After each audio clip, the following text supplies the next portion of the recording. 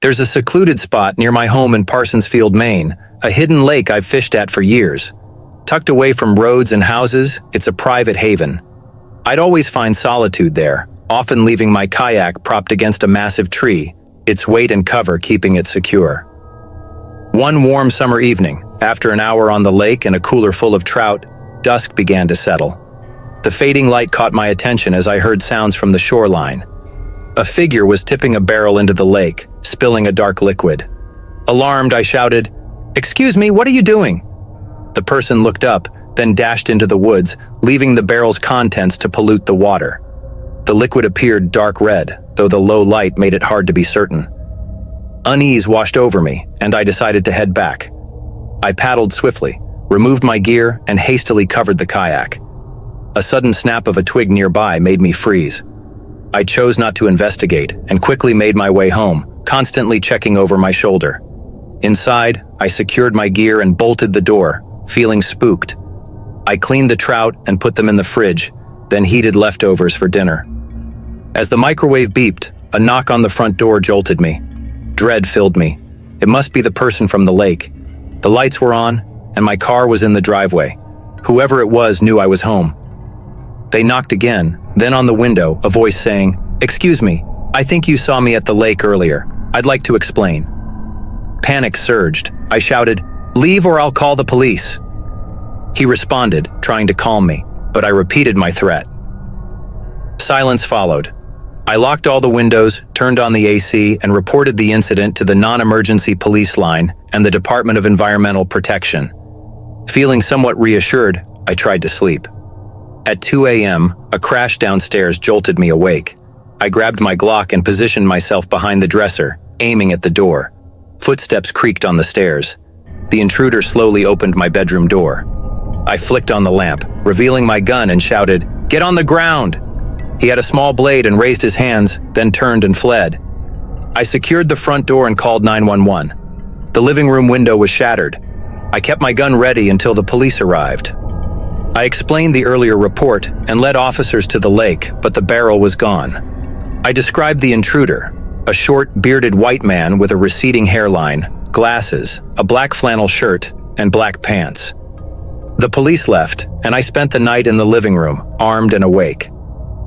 At dawn, my brothers came to help fix the window. Dale stayed with me for a few nights until things felt safer. My theory? The barrel contained human remains, possibly dissolved in acid. Why else would the man follow me home and break in? Trust your instincts. If something feels wrong, it probably is.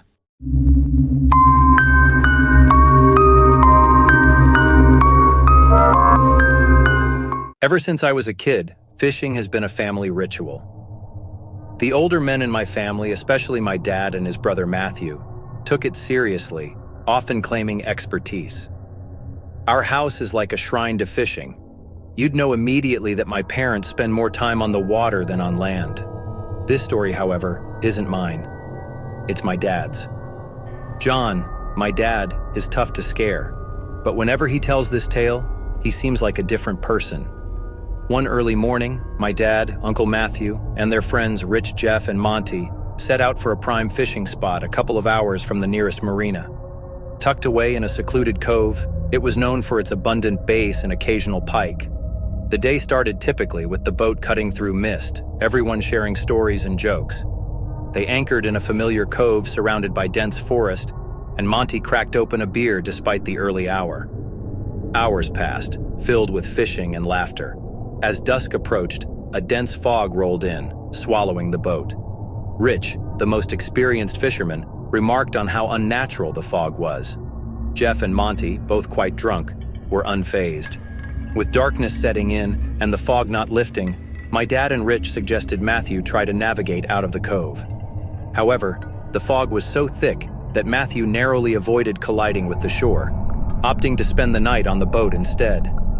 Realizing they had no cell signal, my dad, Rich, and Jeff decided to go ashore to find one. My dad grabbed the emergency flares just in case. The three men, guided by their phone flashlights, made their way into the pitch-black woods, hoping higher ground would help. The fog was so thick they could almost feel it. Suddenly, they heard strange clicking noises, rhythmic yet erratic, encircling them. These sounds were distinctly human-made. Rich, experienced in outdoor survival, whispered for them to turn off their flashlights, not wanting to give away their position. The darkness became oppressive, and the clicking stopped, replaced by an eerie silence. Then, rustling noises broke the silence, coming closer. A guttural scream echoed through the trees, primal and full of anguish, rooting them to the spot. Rapid stomping noises thundered towards them, and they ran back towards the boat. My dad fired a flare behind them, briefly illuminating the woods. What they saw was horrifying. More than 10 individuals in tribal attire, some brandishing wooden spears. Jeff screamed, almost stumbling, but Rich kept him upright. My dad described the pure terror he felt as they fled, ducking under branches and jumping over roots. Miraculously, they emerged from the tree line, screaming for Matthew to start the engine. Matthew complied immediately, and the boat lurched forward just as their pursuers reached the shoreline. In the chaos, my dad fired another flare into the air. For a moment, the light revealed around 15 figures standing motionless at the water's edge. The flare's light faded, and they were in darkness again. Safely distanced, they stopped the boat, the only sounds being their heavy breathing. My dad, running on adrenaline, couldn't process what had happened for nearly an hour. They took turns keeping watch through the night and left at dawn when the fog dissipated. Monty, having passed out, remembered none of it. Telling this story still gives me chills. I can only imagine what my dad feels when he recalls that night.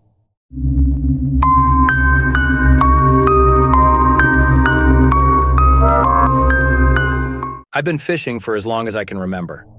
At almost 60 years old, I can't think of a better way to spend my days. My kids have moved on, and the house is now eerily quiet. Sometimes I miss the days of tossing the pigskin around with my boys, but those times have passed. Usually I fish with old college buddies, but more often than not, I find myself going solo, like a lone wolf. I haven't left upstate New York in over 15 years, and I see no reason to. We have some of the best fishing lakes in the country. It was mid-April, early in the season just after the ice out. For some reason, I wanted a more secluded spot this time, so I chose a small, nondescript lake in the middle of nowhere. I drove up an hour before sunrise to be on the water as the sun came up. After unstrapping my kayak from the car, I paddled out to the middle of the lake to admire the dawn. Despite the chill, the early morning felt like home. You can bet your bottom dollar I wouldn't trade it for anything. I geared up for largemouth bass and moved towards the weed beds on the lake's edge, planning to head back to the center if I got skunked. I used my 6.5-foot medium-action spinning rod with 9-pound monofilament line and a wacky rig, a 4-inch rubber stickworm, my go-to for largemouth bass. Just as I was about to start, something caught my eye across the lake. At first I thought it was another fisherman, but curiosity got the better of me. I pulled out my birdwatching binoculars and saw 3 figures in dark hooded clothing. They appeared to be digging. Instead of putting something into the hole, they pulled out several items and tossed them into the lake, each making a distinct splash. Fear gripped me. Who were these people? What were they doing? They soon left, disappearing into the woods without noticing me. I couldn't just ignore it. Once they were gone, I paddled over, shaking. I wasn't fishing for bait anymore. I was fishing for answers. After an hour of no luck, I remembered my depth checker back in the car. Determined, I paddled back to shore, grabbed it, and returned to the spot. Sweating, I poked around with the depth checker until I felt something hard, something metal. Marking the spot, I switched to a larger hook and slowly lowered it, my finger feeling every movement. After what felt like an eternity, the line tugged harder than usual. I reeled in carefully and pulled up a black 9mm gun. Shivering, I didn't bother looking for the other items. I reeled the gun into my kayak, careful not to touch it, and hurried back to shore to call the police. The police launched a full investigation, recovering several unsettling items. A keychain with 7 keys, a bunch of old foreign coins wrapped in cloth, and a locket with waterlogged, unintelligible pictures. They said they'd contact me if they linked these items to a crime, but I never heard back. Then, a few nights later, I heard someone outside my house say, "That's the car, I know it." I heard people snooping around my yard. They didn't knock or ring the bell but circled the house and then left. I alerted the police again, hoping this would reopen the investigation, but nothing came of it. Why were those items buried? Why did those people retrieve them only to toss them into the lake? Were they worried they'd be found? Had they been buried for years? I still have so many questions, but this remains the strangest thing that's ever happened to me while fishing.